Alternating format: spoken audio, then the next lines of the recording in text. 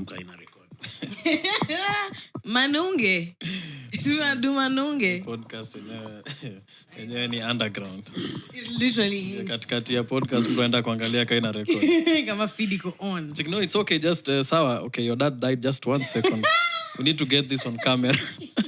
Let me see if it's recording that part where your dad died. This is a very interesting conversation. We can't afford to miss it. You know, it's crazy. This guy has introduced me to some stranger out there, and then he was like, you know, this is my dad because my dad died. Like, okay, good for you. You're out here choosing dads. Hii friend group yetu by then George peke yake ndo akona like a solid family, ni si wengine wote. All right, wekelea pillow hapo ndio pop out. Nani ana pop? Bashir. So that we can see each other. But you want Bashir to pop out? Yeah, man, Tejo. Unajua sawa. At least those are things you can tell him after he started the gym. Unajua sawa. Before he started the gym angekat, but ange pop out. Sawa ni bully. Wait, to intro pod Joe. Okay. No, si tukue different. All right. Kila podcast iko na intro. Acha hii podcast ianze ikiendelea. Let the podcast master shine, please. All right, guys, welcome to a fresh edition of Blissful Banter, baby. Yes, sir. What's up? Yeah, Sharon Lusambili in the building. It's too good, you gotta say twice. You guys, super producer, super street, what you guys, podcaster extraordinaire. Super lifer, living life in a super manner. What haven't you done, Maze Sharon Lusambili? If it's not super, I don't want it. Damn, you guys! That disqualifies all the men in this pod. Actor. Yeah. She's an amazing actor too, by the way. Oh, for real? Yeah, and then mchungulieni, it's called Bwana Chairman. I play Tony. Yeah. Sasa si utuachie baraka bana. Sasa unachukua zote, ambia Mungu akuache. No, not yet. Penyota kidogo. Not yet. Nyinyi pambaneni kwanza kidogo. Baraka tawapea in the next like 3 or something years. Sai zote ni za mine. But karibu sana to this studio of ours hapa Madaraka Plaza. Thank you. Kwani Madaraka Plaza wanakulipa? The reason we chose a glass building. A glass building. A penthouse. Penthouse? No, first of all, we apologize for the 13th floors. The lift is not working, but you're right, because I like to stay fit, so I'm good with it. Yeah, I got you. But you know, we are trying to reduce our rents from $3 million a month to a manageable figure. Just trying to make it sustainable. Yeah, but a manageable figure. I'm sorry, but we'll do better next time. Next time now it will be a proper penthouse. At least mkona kizungu ya conversation. I'll take that. In fact, you guys nasikia ofisi ya Calif Cairo iko vacant. So tutaingia hapo mbaya. And is the office being vacant have anything to do with you two? Because I'll be hearing you in these streets buying companies and shit. Okay, we try to stay humble. Unajua unasemanga once you start saying things that you have not done, kuna ile roho ya kuharibu vitu ambavyo havijafanyika. No, imagine just tell us so we can hold you accountable. If you don't do them, we tell you check ulitushow utadu. Ati roho ya kuharibu vitu ambavyo. Ambavyo. Hiyo roho iko na jina refu. Cheki unaitwa nani? Cheki mimi ni roho wa kuharibu vitu ambavyo havijafanyika. Sasa itaitwaje basi? Hivyo tu bila mesema ikiwa refu hivyo. Cheki unatoka wapi? Cheki Gatudu.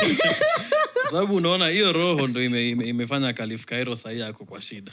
Hiyo ya kufanya hiyo roho ambayo hiyo roho. But mtu ani explain Calif Cairo yako kwa shida gani? Aliuza gari anapaka kuna pesa. That is a summary of his shida. Aliuza gari ya wenyewe alafu akakulea pesa ama aliuza gari yake. Cheki umse you guys. Cheki. Mzee hapo 1824 mpya hapa hivi. Yeah bana. Cheki aje kwani nyinyi mkuji 18 kwani nyinyi mfanye biashara? Kwani hamna do? Alafu unajua ufala ni the internet does not forget. Kuna mtu alitoa clip ya akisema his net worth is 1 billion. Shit. Kumbe 1 billion ilikuwa yake na wenzake. Calif Cairo and 129 others. Is it the worth of his company? Cheki net worth yangu ukihesabu vitu zangu na za Eugene Bugwa na za Joel Rao bien ni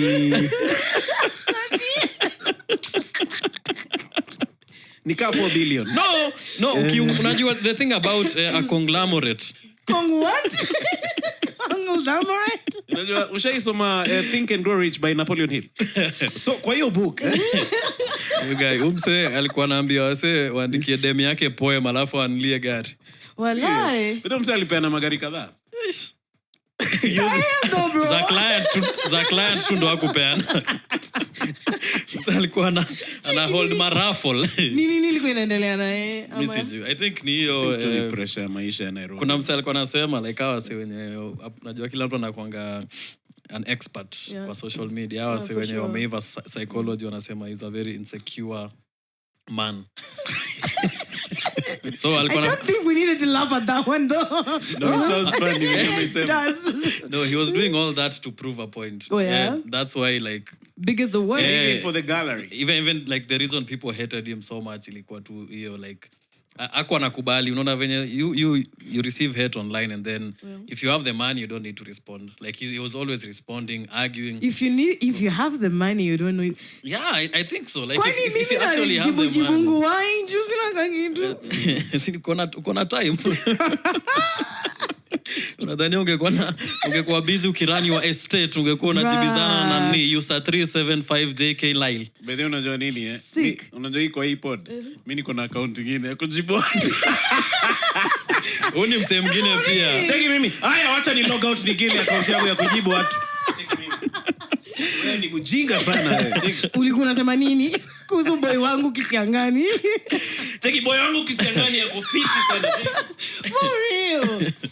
I have to jibu. Ukiona jibu kwa comment yako jetu ni mimi. With another pseudo account. You saw whatever 2 seconds of pure bleeps. But ideally you're not supposed to be checking out comments. No. Why not? Unaangalia comment kwa pod yako. No, it's not affecting. You're telling us you have some interesting comments lately. There are like 6 on my YouTube. There are like 6 comments and how many are positive? There are actually 3 comments. The other 3 is replying. Yeah. Okay. It's just my premier gang babe, another homeboy of mine, and another homeboy. Tuambie wacha comment. Alafu nitakuwa mjinga. Wewe wacha neni na comment section yangu. Nimechoka kujua ni wewe. I will have no engagement. What about TikTok? Because we're posting TikTok it. is crazy. But on YouTube also I'm starting to get some strangers like, I just stumbled on this podcast. I love it here. Sijali after pod mazee wase wetu wata come through. Come. Hebu tuambie what's the name of your podcast? My podcast, guys, my podcast. Anticipation, man. So my podcast is called Lady Like Lusambili. Lady Like Lusambili. Yes, on YouTube, on TikTok, on Instagram, on Facebook, on X, everywhere. And I'm funny on a Monday. The other time I just say stuff. Nyonge masuri gani hapo Banter? Oh yeah, it's pure banter. So it's just me and my he wishes. You can come Bashir to yet another podcast that you're on. As a host. No, so it's just me and my homegirl from like a what's her while name? back. Fatma. What's her number? Yakia to 3. It's Allah and Fatma. How are you? Okay, you stand no Mashallah. Uko kama Sky Sara wacha ndokol baadaye. Bashir anaweza muona alhamdulillah. Mimi na mashallah. Hello. Fatma. So Fatma is just me and her being friends on the podcast. So it's just you two you have guests sometimes? No, so it's just 2, but what I want to do I want to introduce. Check your rhyme. So it's just 2, but what I want to do. Hey! If it's not super, I don't want it. God damn. Spitting. What we've been doing is just vibing. It's been a year. Okay, it will be a year since I started the podcast in April. So in April, I'm not sure if this episode would have aired, but in April this year, I will be launching another series where I now have guests. Where maybe we can schedule Bashir to have a conversation. By April, my 6-pack will have arrived. Fully formed. That's why I put it in April. Right now, my boobs are non-existent now. Yeah. I really wish tuongeze tu episode moja ya roast alafu isi say wataniambia nini so now that I don't have any boobs. But may I think I can work some out. I can produce something. These niggas roasted me into a calorie deficit. But may I think if you had boobs though. I had boobs. Yeah. You got this boobs. guy's boobs have really earned me money. Imekulipia rent in Nairobi. In terms of Bashir's breast. Umezeka kama assets. Check, you know, I have a RAV4, Bashir boobs, a studio. You guys, it's in my inheritance. Check it, in terms of Bashir boobs, I bequeath them to we will like give them to since in our total. Wow. Sitanirudia tu. I know. Lusambili tutagawana hizo boobs. Tagawana hizo boobs bila Bashir. Well, my other nephews and nieces were kijam because they didn't receive those boobs. Uncle. That was a forgery. And we don't even know who Bashir is. He's not part of the family. I knew my uncle was a snake. So what inspired you to start that pod? Oh, inspiration. I've already started talking about what inspired you. I think I'm making it. As in ilikuwa tu nini? Now, I think it was long overdue, honestly. Because everyone I know or everyone I've met... Has a pod? No, even you. Before you had a pod. When I met you, the first thing you said to me was, we need to train your voice so you can get paid for it. Oh, for real? Yes, you did. You gave me the identifier talents, you guys. Yeah, you did. No, he did. When we were shooting the roast house. Yeah, the roast house, Pale number 7. He even gave me the mic to introduce him one time. Yeah. I was like, just make sure you say Kisiangani properly. No, say Kuomonga. I'm like, nigga. Repeat after me. Kuomonga. Yeah, now we have trained you. Yeah, so... But you do have a really sultry voice. Yeah. Thank you guys. Yeah, that's very kind of you. King Kalala-esque. Hapana, mimi hata sikuwa najua this guy is doing this on purpose. Me, I did not associate. You're making my life hard. Actually, niseme initoke. You're making my life hard. So you took that, that thing, you took it to heart, eh? I'm sure it wasn't the first. I wasn't the first person to tell you about it. Heart was fucking. It's a bit far. You took it to mind. Yeah, I took it to mind because, like, even when I was like younger, like after Form 4, my neighbors used to ask me, "Are you gonna work in the radio?" So there was the element of my voice, and then I was lucky to have a personality that can match that. Yeah. Yeah. Who else has told you story of voice? Cheki maze Sharon, voice yako ni maliza. Let me tell you Sema halo. Sema halo. Cheki ona nisubua niko shoot fulani. Cheki no, nisema tu mara moja. Halo moja tu, itanipeleka usiku mzima. Some guy maze is omie. I think the surprising one was my dad's brother. My dad's little brother. Your he was uncle. like, yeah, he was like, you have a very good voice. Does your uncle have a long name like kama hiyo pepo ambayo inaharibu vitu ukisema mapema? Like, you know, my dad's younger brother, it's an uncle. Take it. After me, you guys really wondering. Take it. Oh, so your dad's younger brother. Take it. I think I should start by apologizing. I'm such a wordy person. Like anything to use more words than I actually should. So my dad's younger brother. I think she skipped your class. So ni uncle ama maybe ni mina tree. No, but think. Ezi kwa tu ni uncle. Jomba. My uncle. So your uncle told you the same story? Yeah, my uncle was like, you have a very nice voice. I would know because it runs in the family. Oh, okay. Yeah. Everyone in the family has. Yeah, but that was like way after I started the podcast. But all this just, you have a nice voice. You should use it for something. You should do videos. You should whatever. And also, you know, give niggas hard-ons and things like that. Okay. Among all those. I get that. Yeah. Service. That nigga is part of it. Sema tu hello.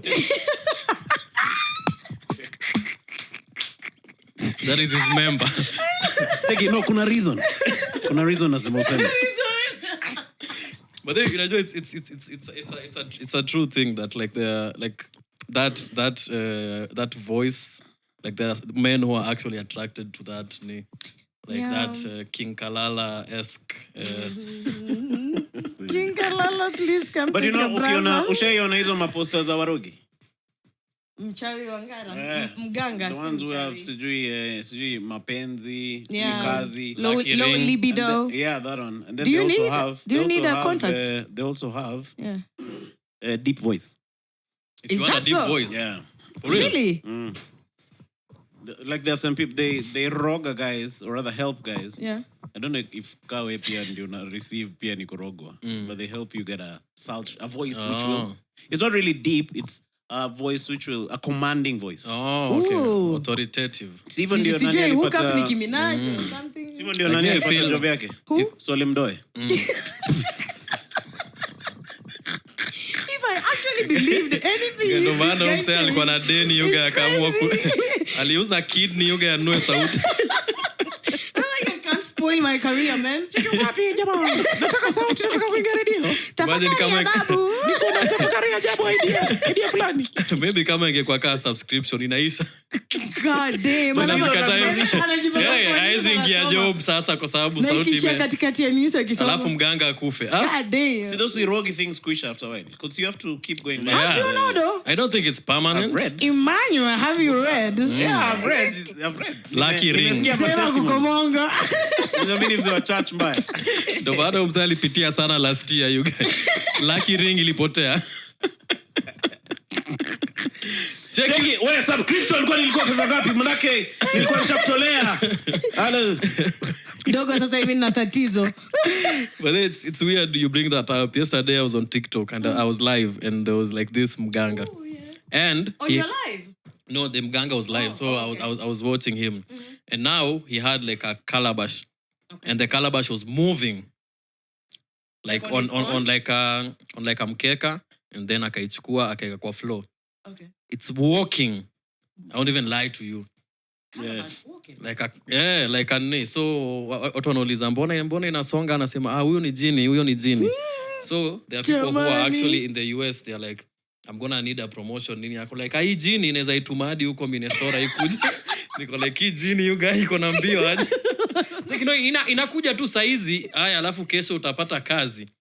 But that was weird. Like you guys are requesting for things. Kenyans are mad.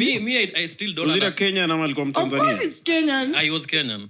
Actually, most of these people sijui mganga kutoka sijui wapi. They're all Kenyans. Yeah. Like just fake. If you find an actual mganga or a healer, let me call them a healer, like traditional healers, that's probably going to be a Tanzanian. Lakini hao mganga wa deep voice ni wa Kenya.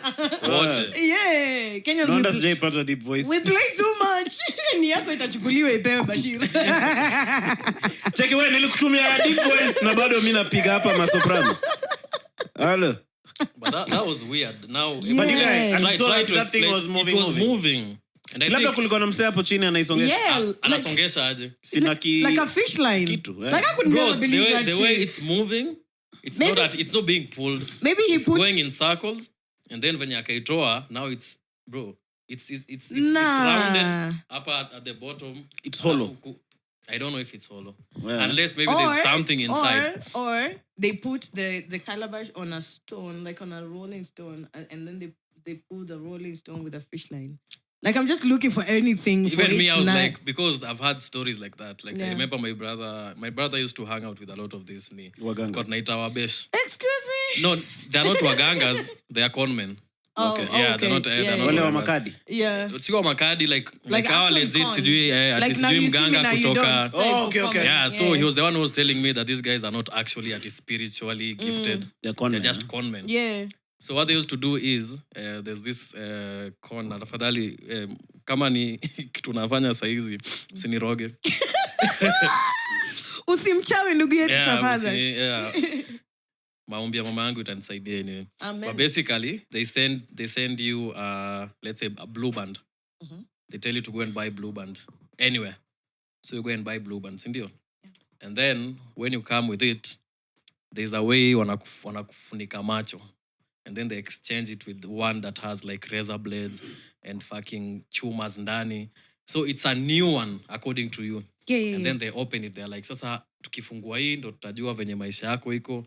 They open the blue band and then you see there's like razor blades. There's like keys inside. There's just... Oh my God. So you see... like, oh, my life is into pieces. Exactly. So there's that... it's called a sleight of hand that they do. But now if you're not keen, you think it's spiritual things. So me, I'm sure that Calabash was moving in... As an engineer, me, I'm just curious. As an engineer? Yeah. Come on. Your life how long? Asi hata mimi nilitumani yangu. Sasa no niko hapa Rongai, mimi nataka sauti. Hiyo kaeni ya Calif Cairo. No mzee amebeat him. Jana nilikuwa nalima shamba usiku. Si Waluya ndo mnakuanga na hiyo. Ati umedoze kumbe usiku you guy umepalilia. Mbaya. But I think that is just a lot of sleepwalking. Like, umetoka tu kwa bed umeenda kulima shamba, una sleepwalk, man. But that's the natural thing you would do when you get out of bed in the morning. Yeah. You would probably go to the shamba. So if you sleepwalk, you're going to get up and go to the shamba the first thing. And if no one is going to stop you, you're going to dig. Yeah, by the way, Waluya kuna history ya urogi sana huko. No. I wouldn't say, I am a Luya, but I wouldn't say urogi. I think most of what I've been exposed to was uchawi. You know, what's the difference? No, there's a difference. Urogi ni those people who like, those ones that have a shrine with all those scary things that you go to. Paraphernalia. They tell you. Kama hii nani huyo mganga kutoka nini alisema kama jokes si funny tunaini tu alafu watu watacheka mtaani. Cheki watacheka, haya tuma hiyo 10k kwa hii namba. Na ukuja na kuku ya black. Ukuja na kuku ya black kwa manyoya ya purple. The hell. So there's those who tell you to go like with the kukia black or kukia white to their shrine. Huyo mrogi. Huyo ni mrogi. Mchawi ni wale wao kimbia around the house at night naked. Night runners. Yeah, that's night runner. Runner. Yeah. Oh, okay. Those ones we had That's them. a different class. But those ones we had them. Yeah. Like I even know one. I don't know. My friend, are you still alive? Nimkale. No, he's another Luya just over there. He used to sell us chicken, but at night you'll find him like with a metal on the mabati, like just disturbing the peace. Yeah, just being distractful at night. Because it doesn't mean harm. Like, it's just there to scare you or something. Sana kuja anarusha mchanga juu ya mabati usiku like those. Yeah. But it's like hereditary. I heard it's like if your family has it now, it's just your That's time. just some niggas who like to play too much, yo. What the fuck are you doing? The way ngodha was running ama ni naked kabisa. Then that's this, yo. But kukimbia bila ngodha if you're a boy is ni a bit heavy. Oh, there are boys especially who do that. if you are Luya. Yeah. Word. You guys unaweza piga kona uteleze wangu.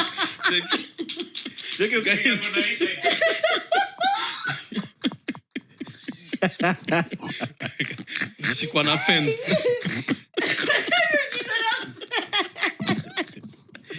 You guys, they should have somebody should come up with some gear for those guys. Yeah, like a suit or something for like Superman. And my mom used especially around the my mom used to tell areas. me now if your husband is a night runner, so you as a wife you stay back home and then unakaranga njugu.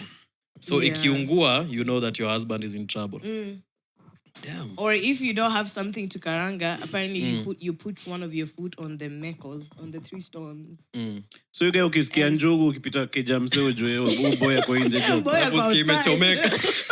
Imechomeka kumbe kukonya na chapa makofi. Cheki mbona mnakaranga njugu hapa? Ako wapi mzee wa nyumba? Mzee wa nyumba kukonya ameshika mfungwa kwa mtu anachapwa viboko. Ndugu ya baba yangu mdogo. Cheki ndugu ya baba yangu mdogo sina ijana. Naelewa mbona utaki kumuita anko. Cheki ndugu ya baba yako mdogo ambaye ako na hiyo pepo ya kuharibu vitu ukisema mapema. Ako wapi?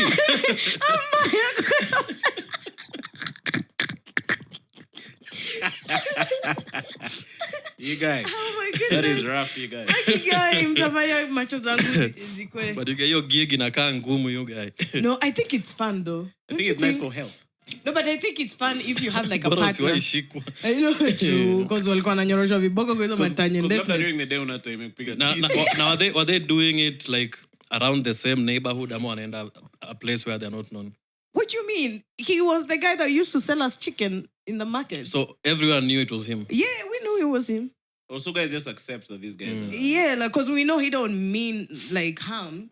He's just playing. Yeah, he just want to play. He just want to release some tension. Yeah. You guys, hizo kuku hazikuwa ikuwa na bahati wala. Wala. They never stood a chance. You guys, alikuwa anashika hizo kuku with 100% accuracy. Jioni ile. Kama.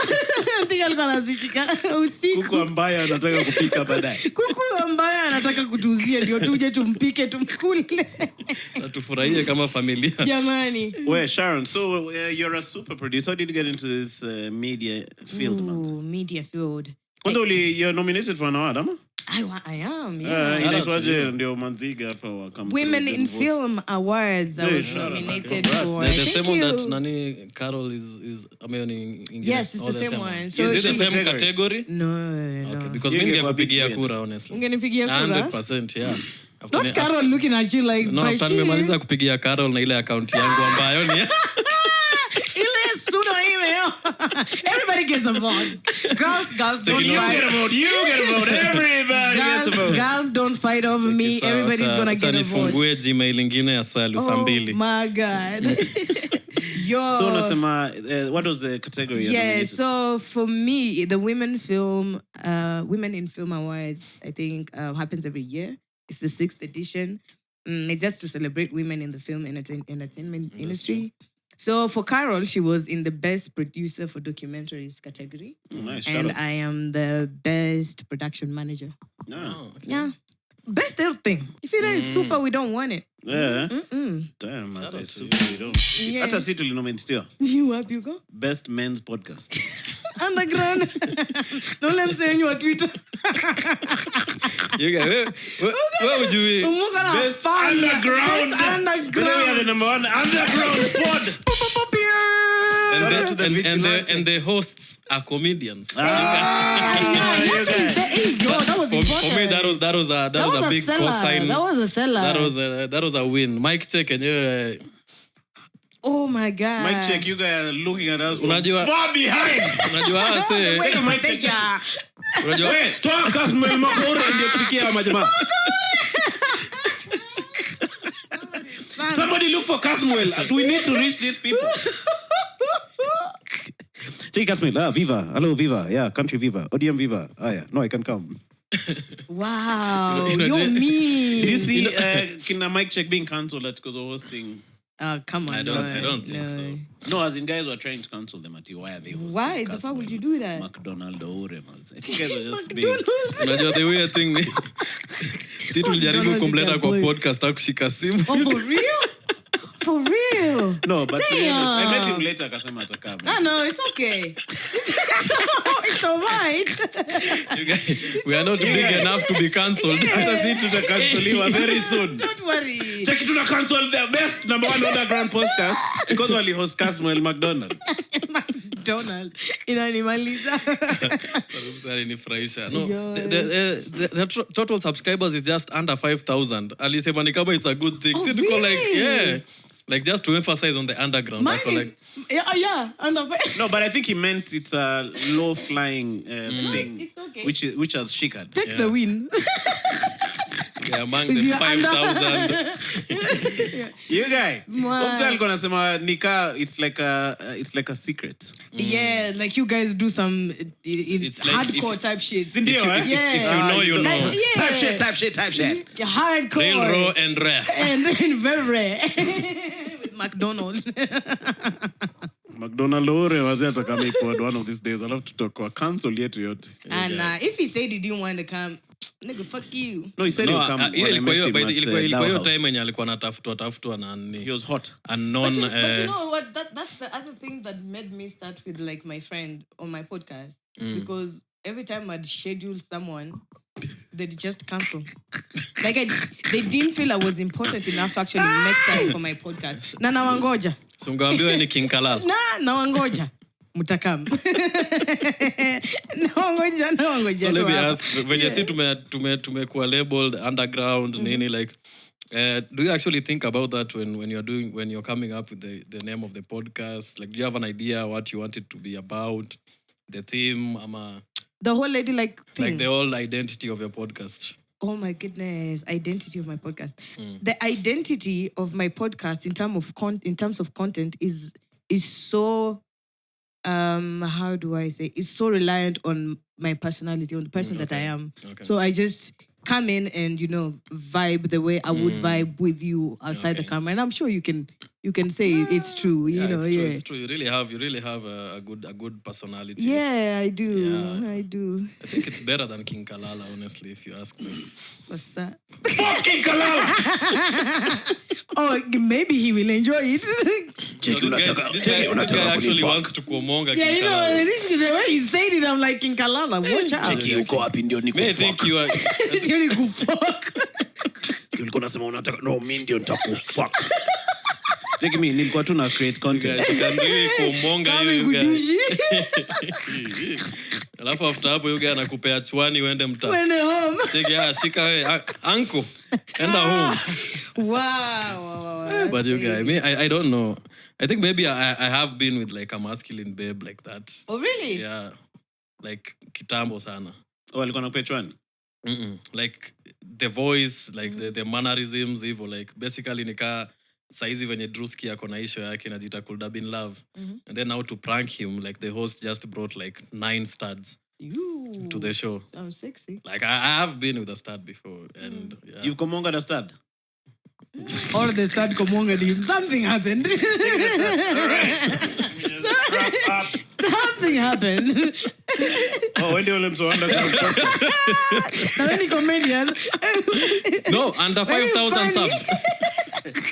This won't be a joke. But I think she didn't know. Ama maybe it was like the way she used to dress. Nini like seme okay, start with a stud because with stud there's a sexual connotation, but like seme tomboy.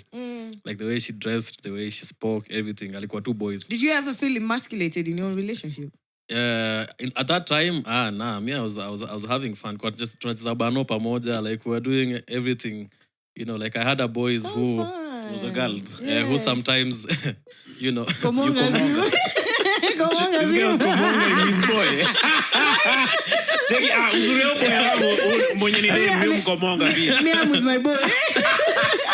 Can't come, I'm watching football with my boy. Take your time now, boys. So how long did you guys kick it? For a bit, probably like 6-8 months. These are you guys. So what happened? Was that longer than your marriage? No, my marriage lasted. Man. Oh, really? Yeah. Lasted for how long? Like 14 years. Oh. Emmanuel amemeza mate mzito. I don't think he expected that question. Sinajua huyu dem ananijaribu. We are born ready. Check it, defend. Take attack. Hapo karibu uli.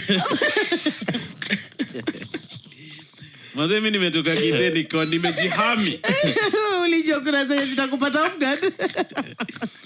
So you guys bana. So mbona mlikatiana ama alienda? No, we moved. Away from each other, like apart from each other. So you can't hold down a long distance relationship. Any mtu unapenda kukomongo anytime. Mimi sipenangi boys wangu akiwa mbali na mimi. Say hey.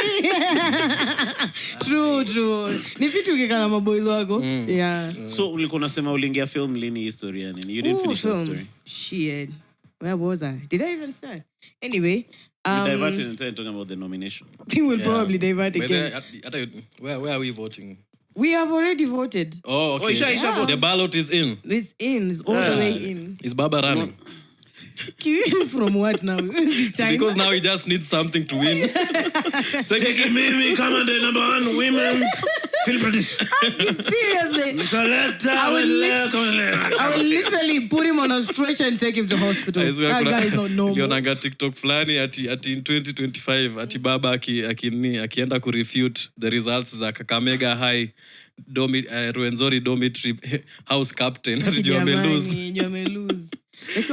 Like saya anatafuta tu any chewe mazee ya kushikilia yenyewe because that was quite sad. Nasikia anaingia UN Secretary General man. If Lani alilose juzi ilikuwa nini?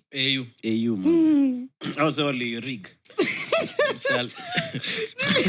Fungue sava. Nilienda kwa duka ya mama mboga. Nilikuwa na kubai my stuff. And then she's usually like a good friend of mine. kamuuliza anakonga na TV hapo kwa nini yake kwa shop yake na mamboga hapo nje and then the rest of the supplies inside the store. Naishi wapi mama mboga wenyu wako na TV you guys? Yeah. Smart TV. No. It's a very OLED. Yeah, it's a very analog one. Lakini bado anaezaona baba ameshindwa. Yeah. So nikamuuliza baba ameshinda, akaniuliza ni nini ameshinda tangu uzaliwe lianze leo. Go god damn woman. Sasa baadhi alikuwa na uchungu na upset. Yo, I was like tangu nizaliwe hadi quantify. Like it's not fair. Yeah, that's rough, eh? Yeah, but why did he go and unite with the one William? PhD. The same thing ili happen venye alienda kakana dynasty. Pia nani time alisupportiwe na system like Uhuru akimsupport. The same thing like the moment you like, you decide to get support from like the powers that are there, the normal mwananchi is like But you know what I think? I think he knows exactly what he's doing. I think that's how he operates. That's his shtick. Yeah. Like just wake your head in. Alafu tulia. Shake it a little bit. Chekiteka tu kitu. And then unaitingisha na unatoa. Leo mse aliitisha mazee ule mse wa Djibouti mazee mkate nusu. You guy handshake. But I like what is you're a fool. You're a fool. But he'll be okay. You guys are very soon msa Djibouti atamuita mazee ampatie some position you guy. Cheki unaona sasa tumesikizana na hata Djibouti. Sisi tuko ndani ya serikali ya Afrika ama? Mimi I'm so worried that guy needs to be tired and he's not. I think he should write a book and just chill. Yeah? Or shoot a biography. Raila ni pay job. I know the name of his book. Number 2. Fucking hell. Second to first. Mazee book inaweza kuwa bestseller. Number 2 bestseller. How to operate underground. Less than 5,000 subscribers. You get that book means you buy. Check me. But don't say only my drinks, isn't Yeah. So I imagine every time. Oh, for real? Yeah. I think like champagne. But then you kuna kunywa na Uja, uko sure? But tumevuta bagi na Uhuru. Hello. You guys niko na cham. Cham. Yeah, man. Nitoka nayo ocha juzi. Where is it? Yeah? On your waistband? Iko huko kite. Yeah, man. I always forget. Ama ameiva kwa kiuno. Lakini cham mimi naogopa man. Wewe ushaikunywa cham? Nimekunywa cham hadi nikiwa Arusha. Oh, for real? How was it? What did it do to you people? No, iko na steam. Like one shot na I'm scared of it. Yeah, si kama hizi inafanya hizi drinks zingine zikae ni kama bado haziko like cham is very dangerous. Okay. That's why unapata ngam levi fulani uko like okay, mimi nimekunywa before. Lakini ini nini like you can tell whatever they are on is not normal alcohol. Hiyo ndo cham sasa. Wow. Like that shit is not to be played with. Well, the charmer. So when are the awards for these women in on 8th March? The award ceremony is on 8th March. Are you feeling confident? Who are you running against? Oh, a lady that was the production manager for More Fire. More Fire ile ya South Africa? No, More Fire More Fire ya South Africa. DJ Sbu. No. Jackie, you need to take some More Fire. It's an energy drink. Anaitwa DJ Sbu anazanga More Fire. Hujui More Fire? No, More Fire is a Netflix show by Ruben Odanga. Oh, okay. Yeah. And then the other one, she was production manager for Shanga. Do you know Shanga? I know Shanga. I know the Shanga some chick used to wear. Jackie, unakam na hiyo Shanga? Unakuja na hiyo Shanga ambayo mnavanga kwa kiuno mkija kwangu.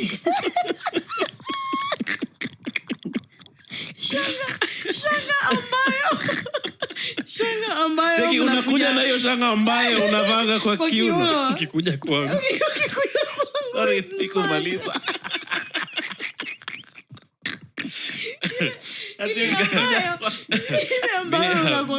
I'm gonna be doing that anyway. I see now, like I see your vision. Being wide is the way. Yeah. Being wide is the way. Let's make it cool, actually. Yeah, like someone be join this bandwagon already. Unically. Yeah, be as wide as possible. Hey, so ati Shanga ni movie? Yeah, nani, this chick, ude mwenye before andike script wanaeka jina yake kwa nini cast. Foi. Yeah. Eugene Mbugo. But udem ako kwa show zote si ati nini. I'm not even hating. She's good. But it's like, hey, even before this, like the moment someone has an idea, they're like, sawa, Foi, one boy. They probably have the idea for Foi. Yeah, they write around her. They write around yeah, Foi. because she's always like. Oh, she's an actor. Yeah, actress. Oh, sorry, actress. Yeah. So she's an OG, yeah? She's a very good actress. Siendo alifanya nani Luya hit na nani wapigana na Eli. For real? Ndio. But I knew she was with Luya hit. Yeah. By the way, she's the reason actually. That's good for you, Foi. Go you. Yeah. Luya hit aliekelea Eli barengine. Jamaa akaenda surgery. I can take some time. He can't be talking to men anymore. The weird thing is, after hapo coffee ilitoa hiyo pepo ambayo inafanya ongea na demo mtu. Cheki mimi bwana kipepo ambayo inafanya niongee na demo wa mtu. Nimetoka. Sorry, sina accent. Alipigwa bare hadi like he had to get like corrective surgery because I think you know I saw that story online and I thought he got mugged or something. Hallelujah, yeah, my brother. Yeah. He was mugged. Nishina.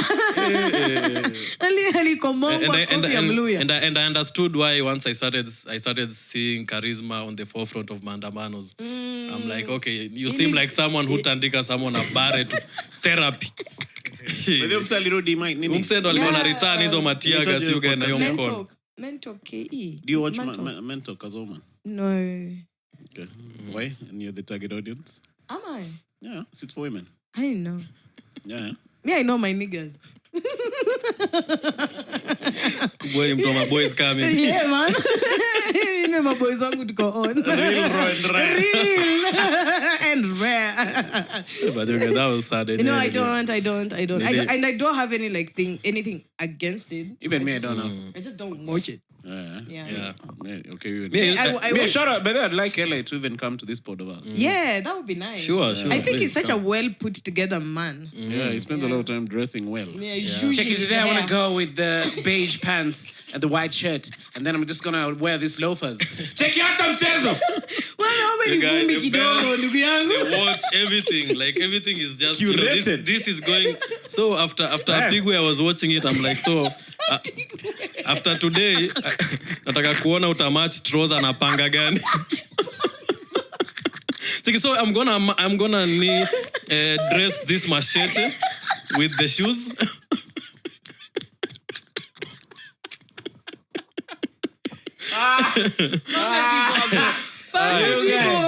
That is crazy. Atina panga gani? That's so unnecessary. After nipigwe hivyo natembea na panga mzee siwezi kubali. You guys msage Twitter mazee. We revenge for Eli. Cheki skia Luya hit. Bana jo. Hawezi fanya hivyo kwa mtu ambaye akona accent. Akona accent ya UK. Yeah, and ambayo amerudi nayo Kenya. And he's so soft, so like I was watching it and I'm like I've been looking at the guy, I'm like, oh. Like as much as I'm making these jokes and everything, like I don't think it's ever allowed or it's ever like morally right to hit a woman. Mm-hmm. So alifanya Ella mbaya. No. Na woman akikam kama amejihami. Utajidefend. Because kuna some women are here. Ndilini na pod, wacha nene nilete Eric. Okay. Oh, Eric. Let's just test him. Yeah, check it out. You guys. Anyway, so I have a question. You have a question. So Kisiangani was the problem. Finally Bashir has question. Kisiangani ndo host ambayo haulizi maswali ambayo yanaenda pale popote.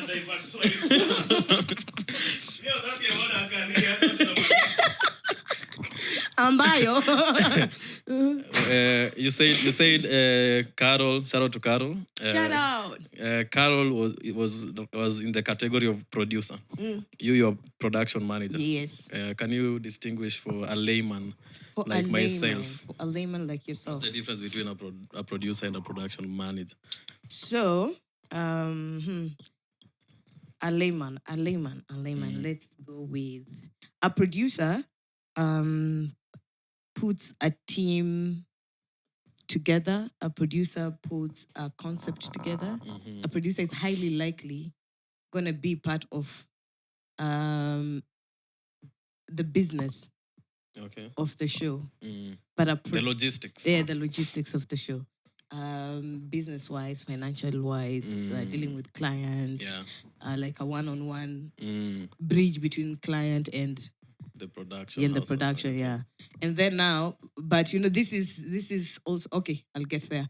And then a production manager now is who takes the team that has been formed by the producer, the concept, and now project manages it.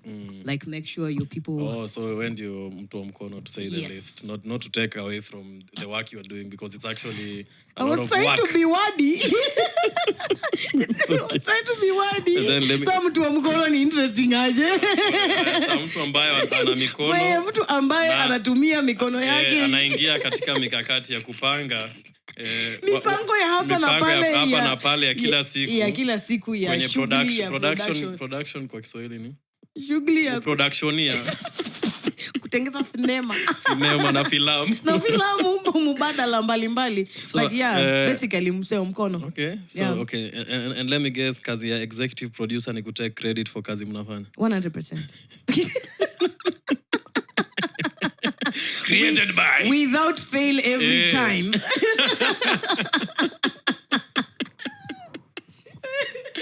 Yeah, so that's basically so did you always start being a production manager? No. Did you actually go to school to learn film? I did actually go to school to learn school. Yeah. Where? MMU.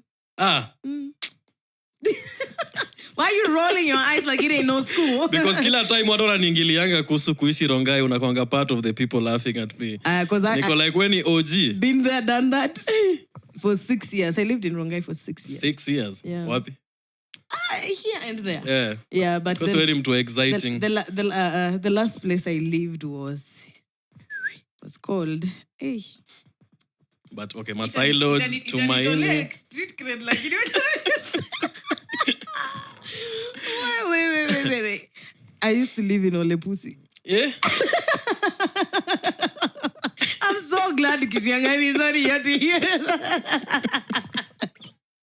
Yes, I used to live at a place called Olepusi in Rongai. Yeah, damn. Yeah, it was in there.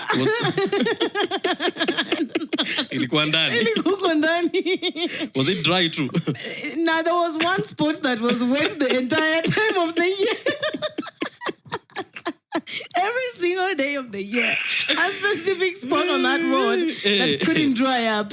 I've heard of so many names, but that is crazy. You don't know where Olepusi is in Rongai? No. Really? I've lived in the same place in Rongai for this whole time? All this time, yeah. That's crazy. I haven't moved by the... Rongai has a lot of chwams. I know, moved like a bunch of times in that 6 years. But why 6 years though? Because I was in school for 4 years at MMU. Okay. And then 2 other years trying to figure out what the hell I'm going to do. So for those 2 years, you're just in Olepusi chilling? Yeah. And of course not having any guests. No, ma'am, niko tu huko Olepusi natulia na figure out life. Yeah, sina mambo. Una mambo mengi. Sina mambo Olepusi tu. Kuna nyesha. So you did film production. I did film production and animation. I majored in film production. Oh, animation. Yeah, but I can't do shit in animation. For real. I can't. I couldn't stay on the screen that long. I know this app. What is it called? Ya kuanimate. Nimesahau. But do you know Fat Boy Animations? That guy. He even won an award. Because I always see him because he live streams his productions. I'm like, that's a lot of work. Mm-hmm. Like just being on the screen.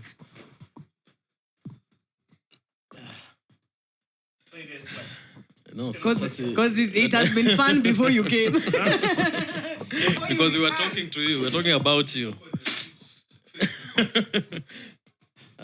We are fun. Hi. I'm well. Bashir. Eric, I'm Sharon. He's a lawyer. So, have I interrupted anything? Yes, Yeah. you actually have. Thank you. Sorry. You guys can finish, and then now I'll jump in. No, I was just asking her the difference between a producer, production manager, and executive producer. Yeah, and we figured out Yeah. the production manager ni msewa mkono. The producer Msewa logistics. logistics na executive producer ni msewa Msewa kutake created credit. by. Oh, So I could Msewa take kutake credit. for the job done. executive producer. Yeah. But he also puts in the money. Yeah.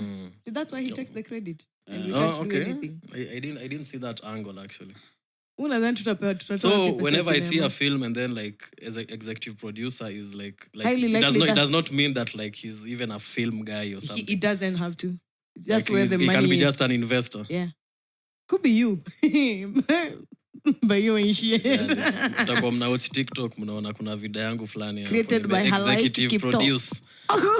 Nilimtumia za cabbage akaeka jina yangu hapo. Me, I'm the executive producer of my home.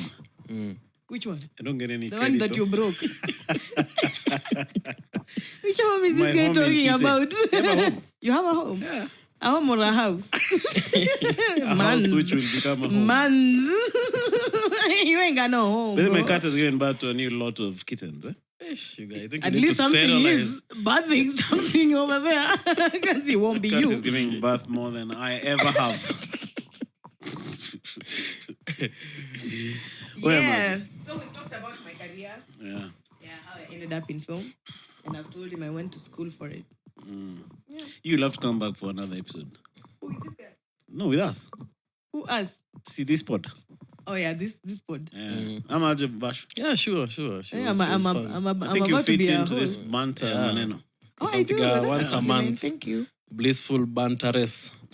Blissful banteres. Yeah, Pole man. Kalif Cairo though. Jackie Paul and Duta. Oh, Nduta. Girl. Girl, this is not my real face. Oh, We got a new girl now. But they know you're the second chick on this podcast. Huh? oh really? Yeah. All this testosterone for Nduta. Okay, no. The only other chicks is Justine and Chico. Shaz. Okay, and Shaz, 3. Okay. And then now. So and you're we've done- lying. And we've done You're lying almost to me. 100 episodes. On camera, you're lying to me. So on camera. you're the fourth trying to make you feel female. special. Imagine the second, and then Apart there's from a Shaz, Nduta. there's a. No, Yeah. they're not important like you. They shouldn't. You're the main chick in this Can pod. never be them. No, he says that to all of them. I know. That's why I'm running with it. These niggas. So that we don't need to the time for the other guy, For sure. I think we can. Are you leaving? So you're hanging around. For what? Kisiangani? You think you're Huh? me and you are friends or something?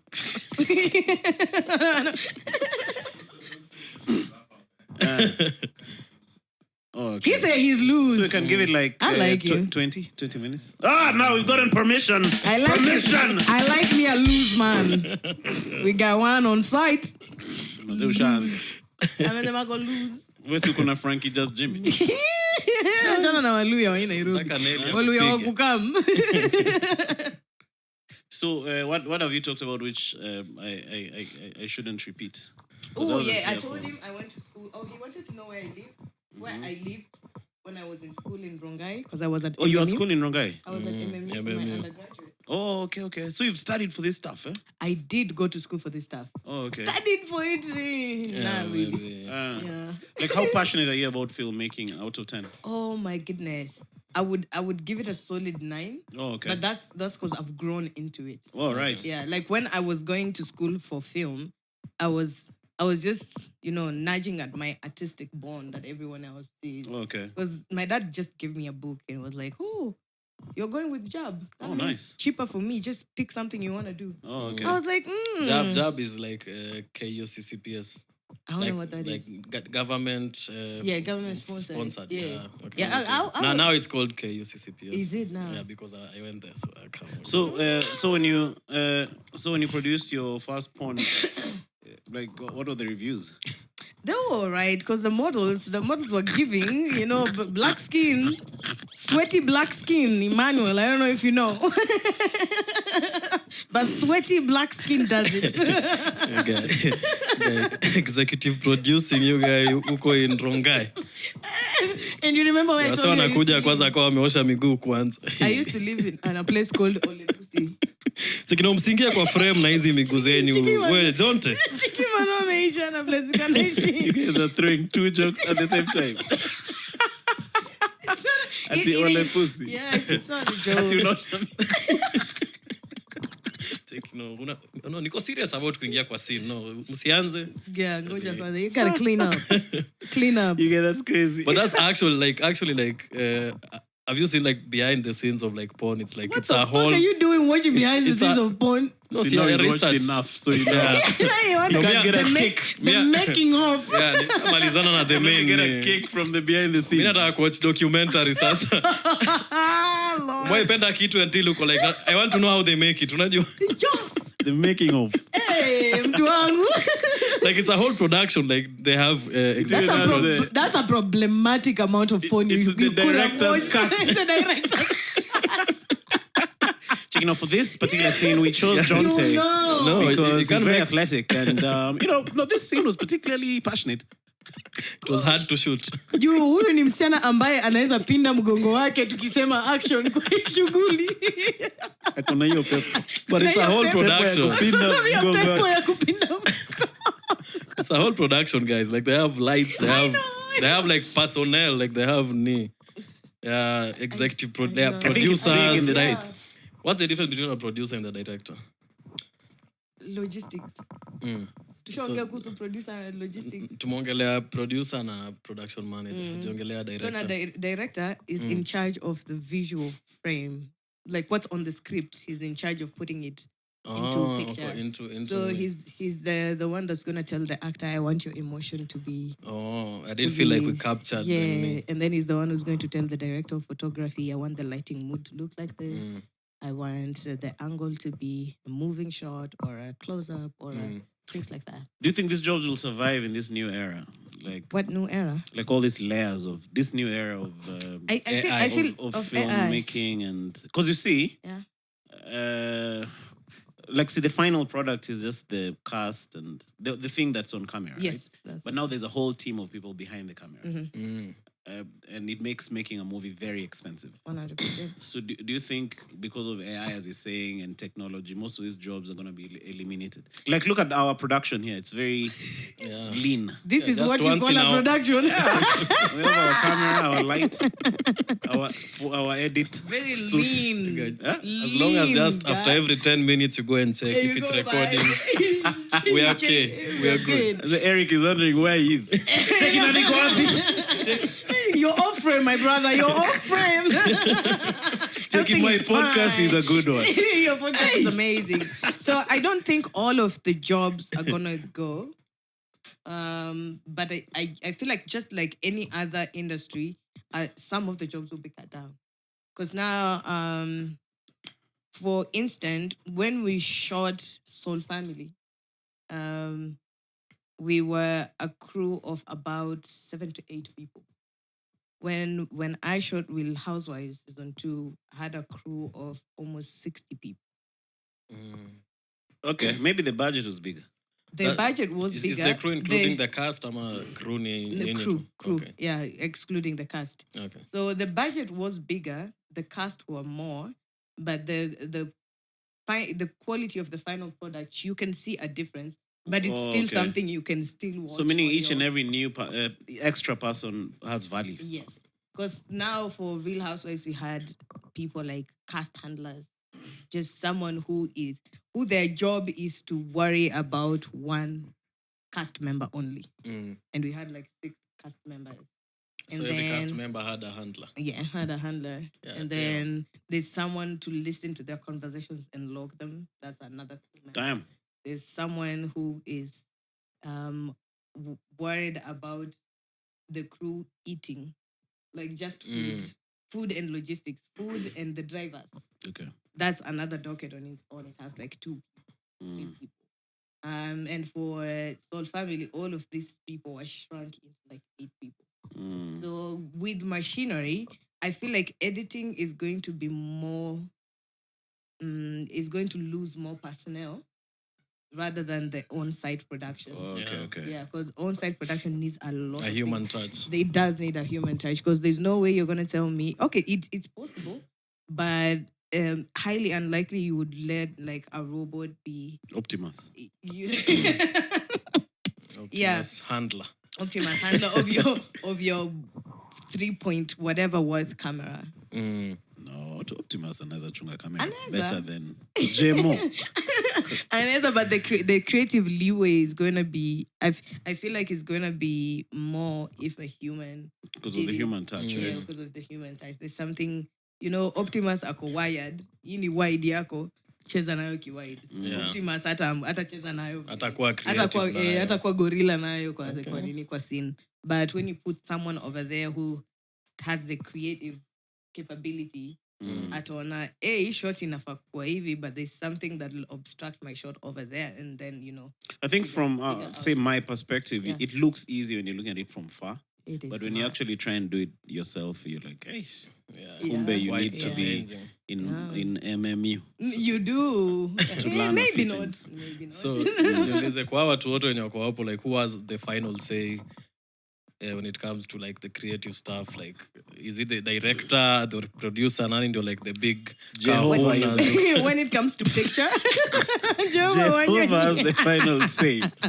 Emmanuel, Baba. Take it. Who has? Jesus, them goddamn Christ. Okay, after Jesus. Okay. So creatively is the director. Okay. Like if he feels the actor has not given their all, or the operators have not given a good picture, a good sound, it's the director's final say to either pass it or not. Okay. But when it comes to wasting time on set, being all dirty, things like that, that will be the production manager. So production manager is not very loved, huh? Not entirely, unless you're me. Or you have a way of... I do have a way around people. Oh, okay. So it makes my work look easy from outside, but it really isn't, because you will go to other shows where their production managers are not actually loved like at all. They're strict. But yeah, they're strict. I also am very strict, but I also have that rapport with the people that I work with, which opens up a channel for someone to come tell me when they're fucked up. Oh, okay. And that really helps for me to find a solution in good time. Because when I am harsh, mouthy, and unapproachable, probably like my ex-wife. Like your ex-wife, probably someone will fuck up and be Someone afraid. who fucks her.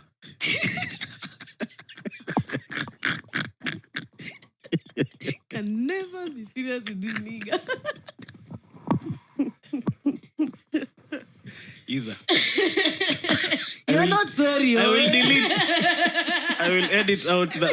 Is your ex-wife your anger? No, ex-wife. edit podcast yote. Hakuna kuedita na edit hapa. Episodes zetu zote ziko na hizo moments. No, hayo nitakata. Hiyo zote ziko. Hakuna hata moja imewahi katwa. Juu ataikata aje? Ana robot kumfanyia mkato. Ana robot ambayo itamfanyia mkato wa show kimaliza kushoot. That is sad. Yeah, so if someone messes up and you are not approachable enough to be told, hey, I've done this and this, we need to solve it before we continue. Utaipata edit and you'll need to reshoot. That's a lot more money. So I just, I have my ways. Yeah, that's good. That's good, Mazi. So I think you should come again on this podcast like a regular, once a month. Oh yeah? Amaje Bash. Yeah, for sure. Yeah, I think she's good vibes. Wow. I think she's right here. Niggas. Look at them. I think she can. Who she? So check out your name in real time. Check out Sharon's podcast, Parle Lady. It's called Lady Like Lusambili. Yeah. Is that the name of the channel? That's the name of the channel. Yeah, so check out that channel. Yeah, it has a lot of content you'll never finish. Yeah, Mazi. What's her on? Bwana Chairman. I play Tony. Amazing actor too. Then shout out to your co-host, Nighted. Fatma, Bismillahi, was alam, what alam.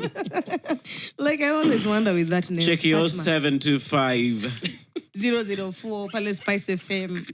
Nigga. She's not writing it down. Nah, she ain't give a fuck like that. She's gonna sumbua She you is not. for the rest of that number. Yeah. Check Sharon, nipatie the rest of your number, please. Eh? I know 0704. Alikuwa anatuma hints. Kuna mse TikTok aliyeniambia sunipe uoria. Nikamwambia angekuwa kiatu ningekutolea nikupe. Lakini si kiatu. Si kiatu, itabidi umejipanga. Ni mali. Like TikTok comments. Oh my goodness. And also shout out to 13 episodes of The Roast. Yes. Yeah. I done did that. Yeah, congrats, what do you think Thank you. about the Roast? Oh my goodness. I think people need to see it. Like the comedy fans in Kenya who are underground and over the ground, they really need to, to meet you guys. Like on the show, not live, you're that cool, like in person. But they really need to meet the comedy scene that's coming up in Kenya. Because it's modern, it's hilarious, it's refreshing. It's refreshing and it's mean, yo. These motherfuckers is mean. Yeah. Ni comedy ambayo itakupa msisimuko wa kila wakati unapoitazama na utakufa kwa kicheko. On that goddamn note. See you guys on the next one. Yeah, Cheers. check out my podcast, Lady Like Lusambili. Go subscribe. Yeah. I take offers from the Kids Yangani podcast. Yeah, make it the number 2 underground podcast. Number 2 underground podcast, yo. And also check out Hot Seat. Yeah, check out Hot Seat Streaming on exclusively Showmax. on Showmax. Yeah, I was saying you were famous. Mse anataka kufukuza you guys. Bana, yo, he's komunga, you Ameanza know. You guys are about to ask another question. Check in regard to your upbringing. Oh, she's those people in class. Like one last question, teacher. Weka yo mkono chini. Kufukuza kutoka cheki. No, she has to come again. Yeah. So, what do you think, Basi? For sure. She's gonna come back. See you guys next one. Bye, Nduta. Nduta only. Forever.